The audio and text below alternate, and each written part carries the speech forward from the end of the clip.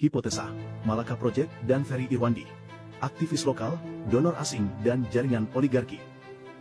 Kalian mungkin kenal Ferry Irwandi sebagai influencer kritis. Dia terlihat idealis, berani menyuarakan pendapat.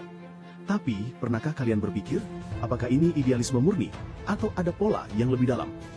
Hipotesa ini lumayan bikin geleng-geleng kepala. Kenapa pola narasi Ferry Irwandi mirip sama NGO lokal yang dibiayai asing? Coba kita bedah. Bahasa, narasi, dan keselarasan isu. Ini bukan soal kebetulan. Ini soal kesamaan pola pikir yang begitu terstruktur. Coba perhatikan, Ferry Irwandi dan NGO seperti Kontras, YLBHI, Amnesty, Walhi sering menggunakan istilah yang memiliki kesamaan makna. Kriminalisasi aktivis, penyempitan ruang sipil, atau kekerasan aparat yang terstruktur. Bahasa ini bukan bahasa umum. Ini bahasa advokasi, khas Kontras, YLBHI, dan NGO lainnya. Ketika ada satu kasus kekerasan aparat, mereka tidak hanya mengkritik insiden tersebut. Mereka langsung menggiring narasi ke masalah yang lebih besar, yaitu kegagalan sistem dan demokrasi yang rapuh. Mereka juga sama-sama selalu menempatkan masyarakat sipil sebagai korban dari represi negara.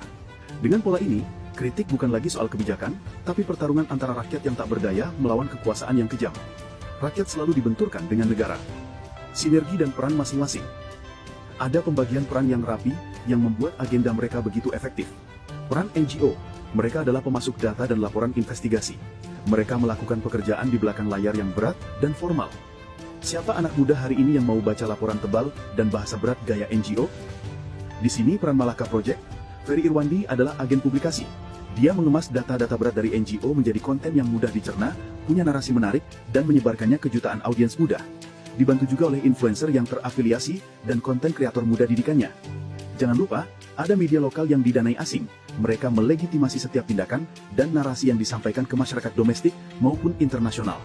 Bukti kolaborasi nyata.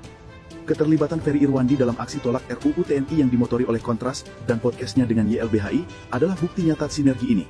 Ini bukan lagi soal opini, ini soal kerjasama strategis. Pola ini persis 1998 dan Arab Spring. NGO asing, NGO lokal, komunitas kecil, narasi viral, delegitimasi pemerintah, polisi, militer. Hasilnya kekacauan, ekonomi lumpuh, dan citra negara hancur di mata internasional. Malaka Project jadi amplifier buat anak muda, sama seperti yang dulu dipakai di Arab Spring. Polanya berulang, demo, rusuh, aparat bertindak, aktivis teriak dikriminalisasi, internasional ikut campur, ekonomi lumpuh, negara porak-poranda. Sekarang targetnya Asia Tenggara, dimulai dari Indonesia dan Filipina. Ini bagian yang paling menarik. Dugaan kuat bahwa di balik idealisme, terdapat afiliasi yang rumit, termasuk dengan pihak yang ironisnya sering mereka kritik. Kita mulai dari Haris Azhar, dulunya ikon Kontras, aktivis HAM paling vokal. Haris Azhar sebagai koordinator Kontras dan mendirikan Lokataru Foundation. Belakangan, dia juga mendirikan firma hukum Haris Azhar Law Office.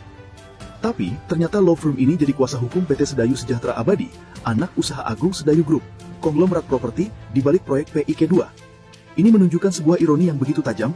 Di permukaan kita melihat idealisme berapi-api, tapi di belakang layar adanya indikasi hubungan dengan NGO yang didanai asing dan bahkan hubungan dengan oligarki yang notabene sering dijadikan target kritik oleh mereka.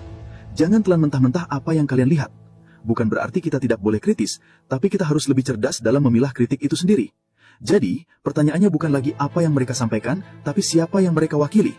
Lalu di mana posisi rakyat? Pion? Korban? Kita harus sadar bersama, jangan sampai idealisme bahkan darah kita dimanfaatkan.